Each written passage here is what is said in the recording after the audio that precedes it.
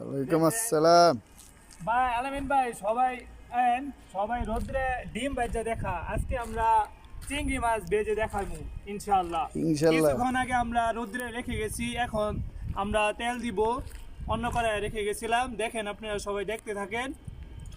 তারপর চিংড়ি মাছ দিব, দেখতে থাকেন সবাই। কি অন্ধকার হে?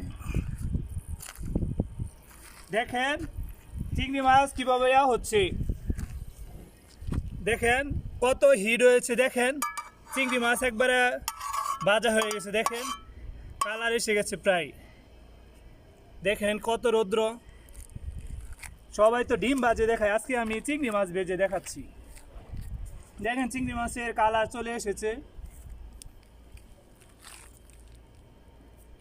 ডিম হইলে এতক্ষণ বাজি হয়ে যেত।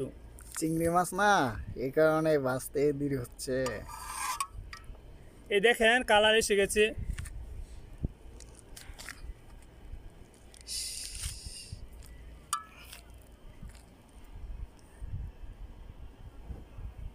অফ করে দেবো।